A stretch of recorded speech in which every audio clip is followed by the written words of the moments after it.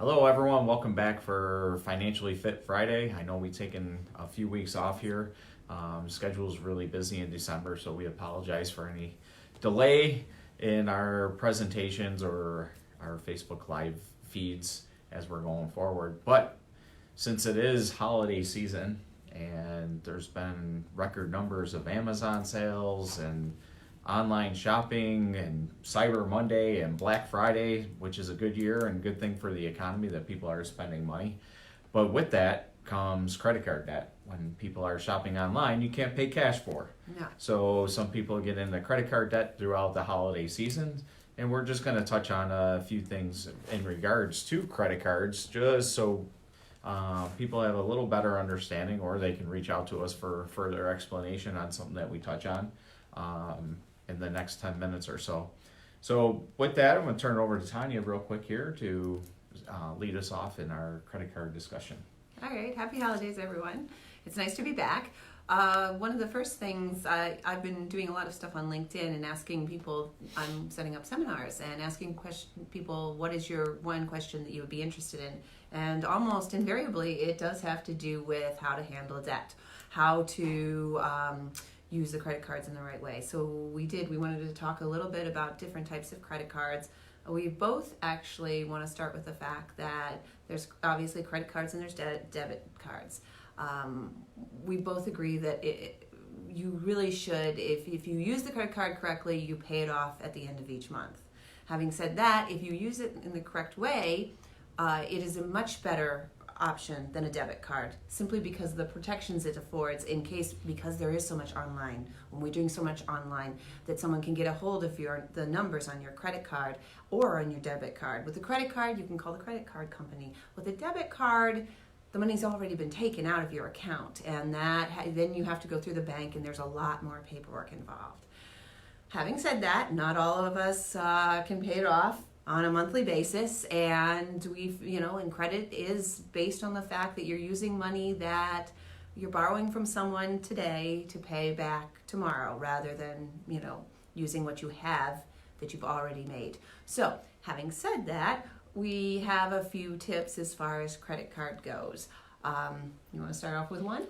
Yeah, I mean, one of the first things I would say too on the whole credit card, debit card front is the convenience for you using them makes things, easier for people. However, the merchant does pay a fee for every time you use a credit card. And sometimes you will see vendors or merchants you got to spend $10 because it's costing them money every time for your convenience. Right. A debit card comes out of your bank within the next day or so, and some banks charge you that fee for using a debit card, depending on what bank you're working with and those types of things. But a lot of time your debit cards are connected to a MasterCard or Visa, which is tracking your credit score and everything else like that. Right. Now I just totally lost my train of thought of where I was going, but I just wanted to throw that in. No, it's a really good thing to know, because sometimes you don't realize what exactly the kind of financial fees that you're paying, and whether you're paying it or the business is paying it. It's good to kind of track that and make sure you understand. And a lot of businesses do add that in their costs when they price out their products of, what percentage am I doing in credit card sales, then I got to pass that little cost back on to the customer going forward. So one of the first things that you really do want to take a look at is if you are using that credit card, which we don't recommend, but as an emergency thing, for instance, something goes wrong with your refrigerator, you need a refrigerator, or you need a new washer or dryer, you want to check what your financial the interest rate is.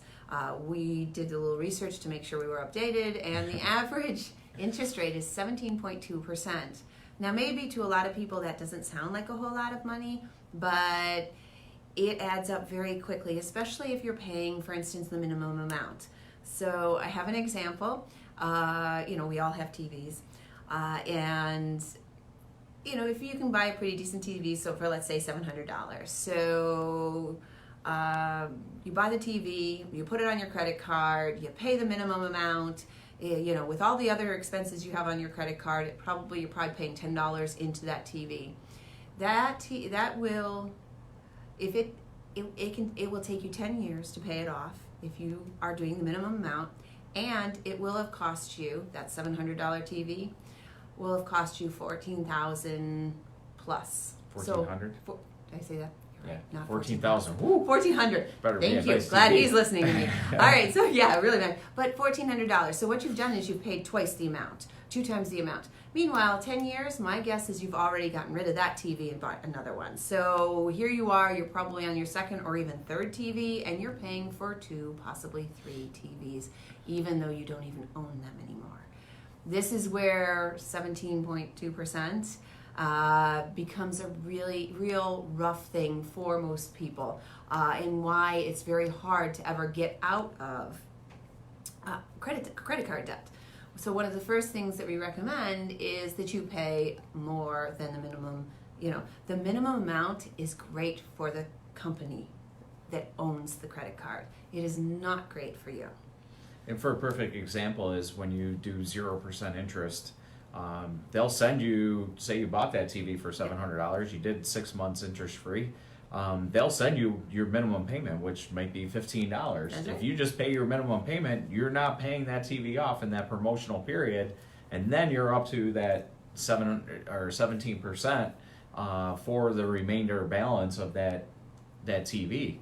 And people don't realize, and it tells you on your statement, but credit cards charge you a daily interest rate. So if your percentage rate is 17%, divide that out by 365 days, and that's how much they're charging you per day. It's a little number, but it adds up quickly when you have a rolling balance that you have to pay for. So our first tip is to pay more than the minimum amount. Okay. Our first tip is pay it off Every month. On a month. Meaning that if you really don't need, if you can't afford it, don't buy it. Save up for it if it's something you really want. All right. And the second tip is if you do have a balance on it, pay more than the minimum amount, because that is a benefit to you. Yeah, you're paying down the principal, which is the rolling interest rate on a monthly basis. So you're actually saving the interest when you're paying more on the principal on a monthly basis rather than mostly all interest. There's another thing that's very interesting. A lot of us will forget, although if you use online payments, you should be in good shape. But a lot of us will forget every once in a while to make a payment.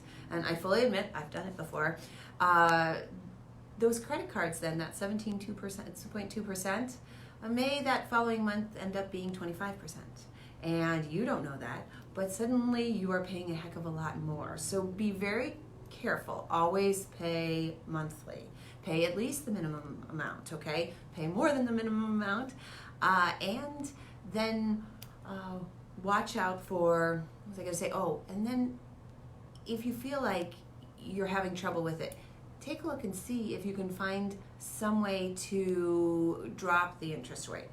Give the credit card company a call. If you haven't missed in a long time, call them and ask them. Say, hey, look, I've been a really good client. I'm thinking of, moving my account because I don't know about you guys, but I get it in the mail and in email. I can get a zero balance for something someplace else. Ask them if they can drop that interest rate down a bit. On transfers, just be careful. Sometimes it does cost you money to transfer the Right. balance.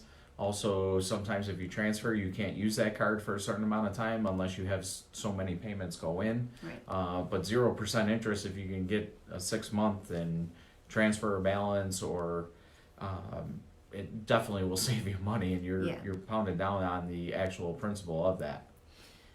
Yeah, because with the 0%, of course, you don't have any of the interest. So you can put, and I've had a number of clients do that. We've found a zero interest for them. They've put a certain amount, which they know that in the 18 months that they get that 0%, they know that they can get, they can make that payment every month. They do, and it's amazing how much credit card debt you can decrease if you do something like that. And over 18 months of paying off that principal is certainly going to help your credit score too. And the thing is too, when you do transfer, you don't want to keep piling on that 0%, because at the end of that 0% period, you're probably higher than the national average of 17%. You're probably at the 28, 30% for that 0% transfer. Yeah. That's how they make money. Right. So they want you to spend. Just a few things in closing here, because we only have a few minutes left.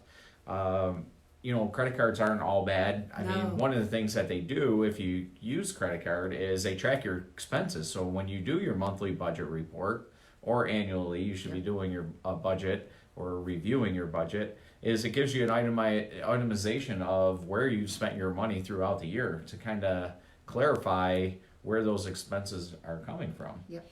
I know with one of my credit cards, they send me an annual report that I can pull down, and it separates into categories where you spent your money. And I mean, most people I think are like me, that we probably spend most of our money on food. Yes.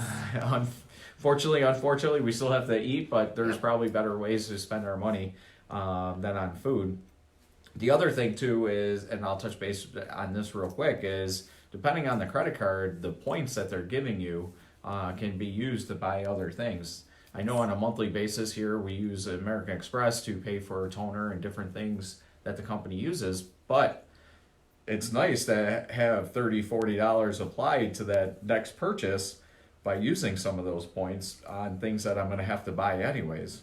I completely agree. If you're looking for any sort of credit cards, take a look at what it is you do. So, somebody just mentioned that they shop on Amazon all the time. So they're going to get the Amazon credit card because that will add up. And it will. For me, I have a different credit card, and I put everything on my credit card. I pay it off on a monthly basis, but I put everything on the credit card. So I have enough points I have 3 teenagers. I have enough points to buy them almost everything they want for Christmas off my points from the previous year.